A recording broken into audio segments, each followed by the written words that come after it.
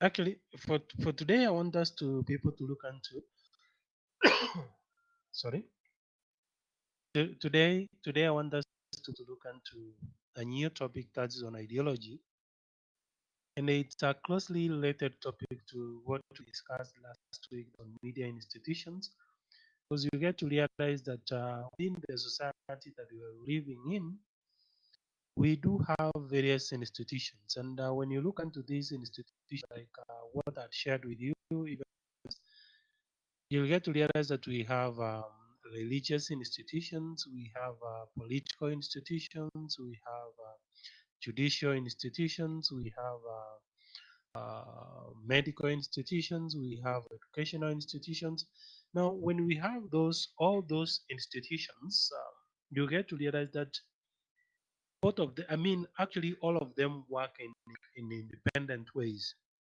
But as much as they're working in independent ways, they need to be able to work together in one way or the other.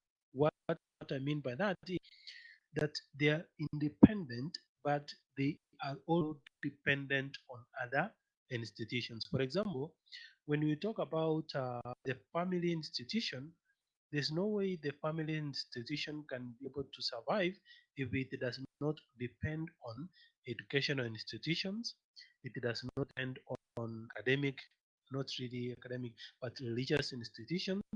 If it does not depend on political institutions, and there's no way the political institution survive if it does not depend on um, the family institution, the religious institution, the academic institution. So you get to look into that, you get to realize that we are independent, yes, as an institution within our own society, but time that we also depend on other institutions for us to be able to survive. So what that means, therefore, it it is putting us in a scenario where we are creating like a web that no one particular string can survive if the other string is not actually attached to it. Therefore, the media, when it comes in as an institution, because the media is basically a very new institution in our own society, it just came recently, but it has proved to be very powerful in terms of how it connects, it actually connects all these institutions within our own society. For example, there is no way the political institution can work if the media does not come in and get information and share particular information to the family institution. There's no way we will be able to survive as a family institution if we do not get information from the medical institutions. There's no way you get to realize that in this particular time, religious institutions have actually come up with media houses every single other day. A media house is coming up in the name of a given religion or a given a church. So that tells you then that the media has become so powerful in terms of how it's linking these media, these other institutions and how it's helping them. The question that we need to be able to ask: the political institution has been the powerful institution, and it's the one that controls the judicial institution, the educational institution, the family institution. What is the relationship now between this powerful institution that is the political institution with this new institution that we call the media, which has actually come? Then calls now for us to be able to have a discussion on ideology and power, which will be able to put us in a particular position to be able to understand the relationship is there between the media institution and the political institution. And that is what we would want to have a discussion this afternoon. So, when we have ideology, ideology is basically um, how we look into the world. What is it we are seeing, and how does it make meaning to us? An ideology is basically a worldview, the system of values or attitudes and beliefs that an individual has in the takes those particular values, attitudes, and beliefs to be true. So this sometimes gets now to be shared in a particular society. Those particular set of ideas that we are we have that account for what we see within our own society is what we call an ideology. For example, when we talk about the ideas that God was the first one in this particular God is the one who created the universe, created the living things and the non-living things. We need the particular things that we can do that pleases Him, that we can do that can't please Him. Those set of ideas are actually the ones that we put together and explain the relationship that we can be able to have between us and God, and that actually gives us the the the the the, the, the ideology. And if we talk about the ideology of politics, for example, if we talk about capitalism as an ideology, Marxism as an ideology, feudalism as an ideology, socialism as an ideology, those particular ideas that have been put together to explain to us that, when you see people behaving like this and doing things like this, that's an ideology. For example, talk about capitalism. Let me use that particular example. People believe that, when you do things and get those particular things, you make use of them so that they can be able to enrich you as an individual. Uh, the way America thinks in one particular way helps them to be able to know that if you acquire wealth and knowledge, it's for your own good and for your own family. That's what we call capitalism. And that's how you get to realize that other countries that have come together uh, to think like America does use that ideology of capitalism. There are those particular countries that use the ideology of socialism. For example, when you look at our neighbor here in Tanzania, wako na vile vijiji vya ujamaa. Those vijiji vya ujamaa are the ones that they actually use to govern the society and tell them that, everything that we have as a society belongs to all of us. Everything that we have within our own society belongs to us. It does not belong to one particular individual. So you look into that to realize that that's what ideology. So what happens now is, how does that particular ideology of of the political class help them help the political people, I mean the political class, to be able to maintain power? What will happen is,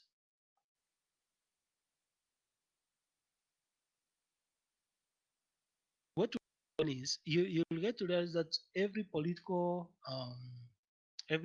class or every political entity will try as much as possible to be able to maintain their political seat or their political power, so that at the end of the day, they're the ones who will be able to dominate whatever that they would want to achieve at the end of the day. And this has been well expressed by what we see the capitalist political powers are trying to do. And you get to realize um,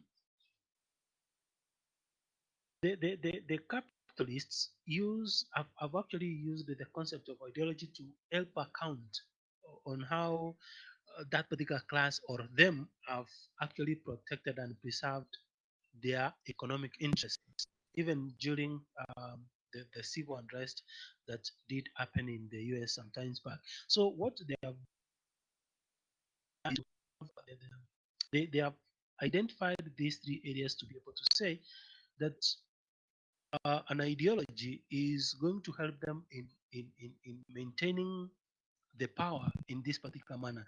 That the dominant ideas of any society are those which work for the interests of the ruling class to secure its dominance.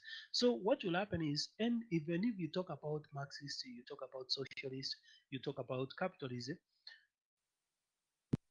the dominant ideas of any particular society must be geared towards helping the dominant, I mean, the interests of the ruling class to maintain their dominance or to secure it. Because sometimes, it's taken away from them and they have got to find a way that they can people to fight back and, secure it. Number two, they said that the best superstructure model of the social of institutions, such as the media, is basically to find a way that the led are going to agree to the leaders. And that's what will be able to take us to discuss about the Germany, where you'll be able to see the ruling class will come in with their own ideas. And, even if there was ideas in relation to leadership, we'll find a way to accept them. In the event that they will make us believe that, those are the best ideas that we can subscribe to. And through these sets of power relationships, the dominant class is able to make workers believe the existing relations of oppression and exploitation are actually natural and inevitable. And that's why, like I've told you, even if we know this is not good for us, they will find a way that they will be able to tell us that, this and this is the best that you can be able to have. Because sometimes I ask people, uh, dictatorship is an ideology, capitalism is an ideology, democracy is an ideology. Now, when you look into capital, I mean not really capitalism, when you look into dictatorship and democracy, I it's my own understanding that the two of these ideologies have no difference. Why? Because when you talk about the dictatorship, a given leader will come into position and will wield power until again, when you talk about dictatorship, uh, democracy, you'll get to realize that when a particular individual gets ascends to power, he or she will ascend to power while other portion of our society does not want that particular individual to be in power. For example, look into what has happened in Kenya. In Kenya, in 2017, 2013, 2007, 2008, we have had a lot of chaos in the country. Why? Because when we go into elections, because we are a democracy, there is a particular group of individuals that believes Raila Amolo Odinga is their leader and should be their leader. And there are those ones who did believe that, Mwai Kibaki was to be their leader, Uhuru Muigai Kenyatta and Samoei Ruto were to be the leaders. And when you get to realize that the wishes of one particular group of people are not met, then that is what we call dictatorship. As much as, we say the rule of democracy is wengi wape na wache wasikize pia. But at the end of the day, we will be ruled and led by a group of individuals that we never wanted for the next 5 years, and that's how an ideology works out. Because democracy has been used by the ruling class to be able to bring people that, it's you who made that particular decision to decide who is going to be your leader. It's not them. But at the end of the day, you realize it's again, it's actually them who made that uh, decision. So, sorry. So when you look into this now, you ask yourself the question: how does the media come in? How does the media play a role in helping the ruling class to secure their dominance or their power, and those that are led to be at the position of being led all through? Now, when you talk about the power, the ruling class, whom happen to be political, belong to the institutions, they will be able to dominate these other institutions if they can have an interest and if they can be able to manage the family institution. So how does that happen? Now you get to hear that the political institution will try and find ways of how they can, one, own the media, two, dominate the media, then be able to provide message and information. And this particular information is the one that actually they are going to use now to manipulate the, the family institution. So when they get to make that happen, they have now a way of how they can be able to control the family institution, the educational institution, the religious institution, and even when you talk about now any other institution that is actually within our own society. So the political institution now finds a way that they can be able to own the media. And if they own the media, then they are now determine the kind of messages that they're going to uh, give family institution. And when they do that, then what's going to happen now? They are capable of manipulating and controlling any other institution within our own society. And when they are capable of doing that, what that means therefore, or what will happen at the end of the day is they are at a position now to be able to maintain the power that they have always aspired to be able to control and the will so much. Because if power gets out of their hand, then they have got to find a way that they can be able to secure it back. And how does that happen? Now that will be able to drive us to an area that need within the media institution. There are people who will be put there determine the kind of ideology, the kind of ideas that they will actually be able to give out. And how does that happen? Now, we need to be able to understand this concept of dominant ideas or dominant ideologies. Now, when you talk about dominant ideologies, we are talking about what the media keeps on telling us every single other day, every single other day. And this now dominates the airwaves and the space, the media space. When these particular ideas dominate the airwaves and the space, then in one way or the other, what's likely to happen is we shall be able to take it in as the gospel truth. And once we take that particular information like that and we internalize it and we make use of it, then we shall be able now to operate in the work and the think just like what the media producers wanted us to be able to think and behave and act and do things like.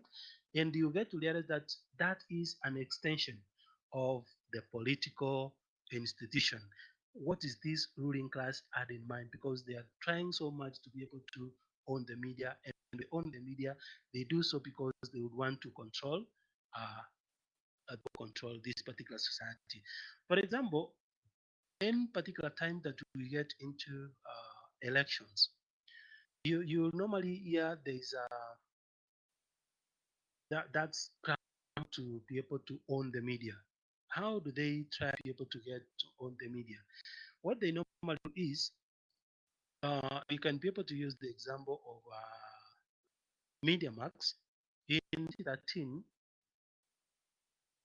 William Samoei Ruto and Uhuru Muigai Kenyatta tried so much so that they can be able to see if they can be able to put together several media houses.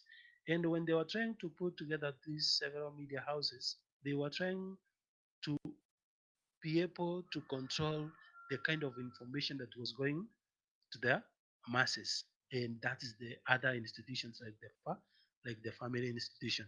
And when they own such a media like that, for example, Royal Media Services ilikuja ikachukua K24, ikachukua People Daily, ikachukua Milele FM, ikachukua these small media houses, mini media houses, because they knew the best way that they can be able to penetrate, um, best way that they could be able to penetrate the society and the interior areas is if they owned media houses that communicate using those internal, I mean not really internal, but the local languages.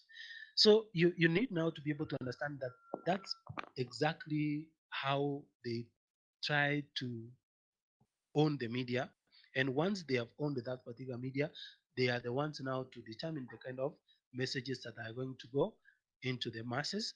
And if they determine the messages that are going to be going into the masses, they will keep on repeating the same messages, whether they are going to be true messages or false messages. They have a way that they're going to be designing it. And once they do so, then the next thing that is going to happen is they will actually get to believe, I mean, the masses will get to believe that that is the true information that they are. And when we talk about these dominant ideologies, you'll get to realize that media texts always reflect certain values or ideologies, through, though sometimes we may not be aware of this. For example, one might be an example might be that in some texts, political leaders involved in corruption shall turn to their community for protection, and what is regarded as natural and normal. It's seen as an acceptable value and reflects a certain ideology. We have seen this in many instances where individuals, when they are actually pinpointed and down, they always run and say, our community is being, and when they say our community is being fought, what they normally want to do is want to charge them the family institution in a manner that we're being fought. And how do they do that? They always make sure that the message going through express that. So the media becomes a very successful carrier of ideology because it reaches such a huge audience with with those particular messages. So at the end of the day, if that is going to happen, then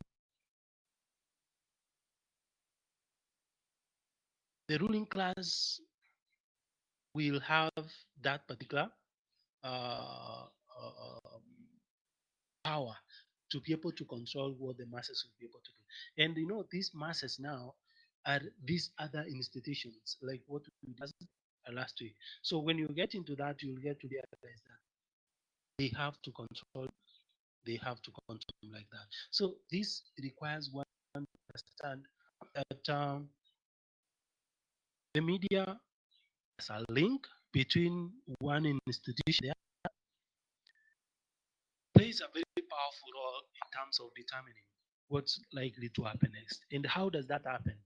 It happens as a result of the kind of ideas, the kind of values, the kind of beliefs that this particular media keeps on telling people, the kind of ideology that it's actually trying to pump onto people.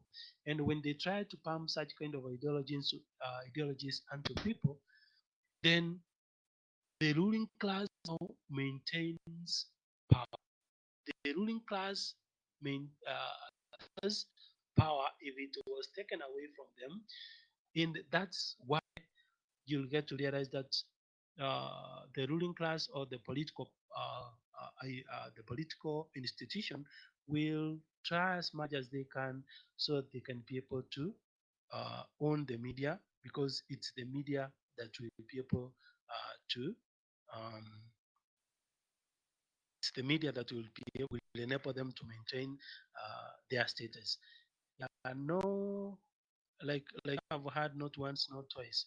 No particular leader has ever lifted up his hand and said, "I'm tired of this power." So that's what basically happens in many times. So I would want to believe that up to that particular point, I've explained something in relation to ideology and power.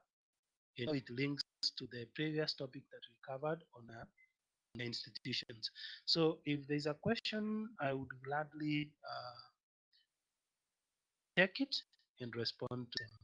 So, Perry, Lucinda,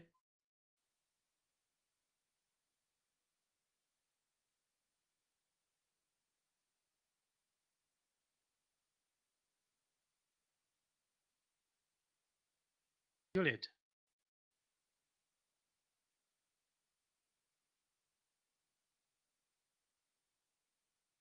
Juliet, Perry, Lucinda.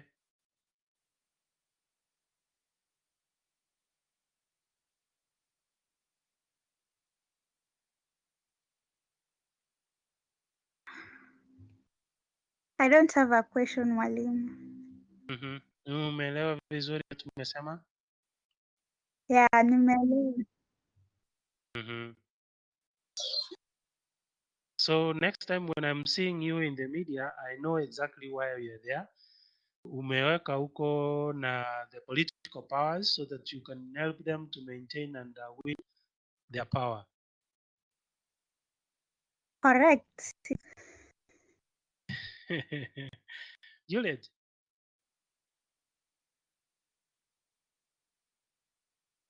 Juliet.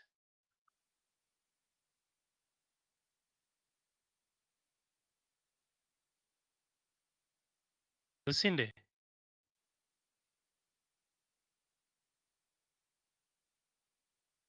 Lucinda.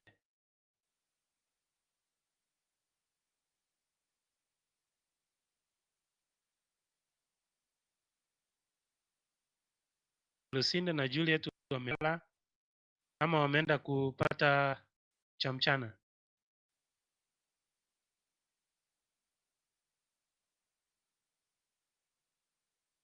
Juliet.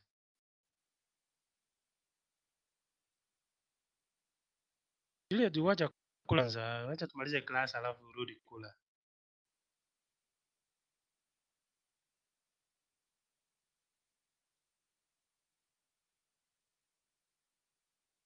So if there any question what have I've actually discussed with you in relation to technology power, I would want to Lucinda is trying to say something. Let me see what she's trying to say.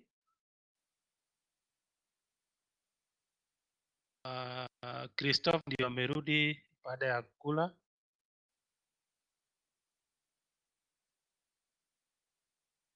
Christopher. Muri mumo.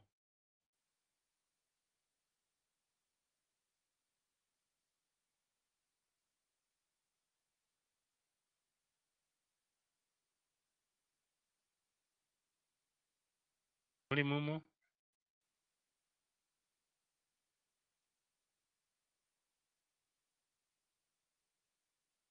Na bado ananawa mkono.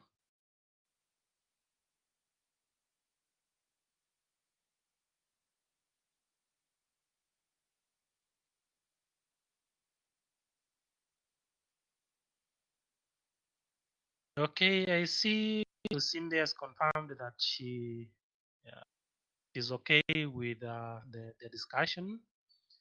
She understands now ideology in media and in relation to power. I'm very happy about that. I'm very happy for that. Now, what I want to do is I want to give you about 2 videos that will be able to explain ideology and to hegemony. You'll be able to link the two. Hegemony is basically, like I explained, hegemony is when the ruling class, because they are able to control the information that we get, they are able to manipulate us to think that whatever that they're doing is actually what is good for them. I mean, what is good for us. So we take it in like that. And you get to realize that even in Kenya, that's what happens. That the rulers have a way that they will play around with us. And at the end of the day, even if we know they are the wrong people, tunajua haya, wengine tunajua ni wezi, have been even convicted in court. But at the end of the day, we elected them and believe that they are the right kind of for us. So that's all hegemony. Sorry. I will share with you that one particular video that that explains that, and there's another video that will talk about ideology and people to link the two and see how now the media as an institution is capable of controlling and manipulating these other institutions within our society, so that we can be able to have a look into that. Then after I've posted those 2 videos, I will also be able to add some notes on the same, and I would request that we be able we look into those particular notes, and once we have looked into those notes, um, I'm going to introduce a forum. I will ask 1 or 2 questions. We'll be able to have a discussion on that. We can be able to end up the class for today. That's how.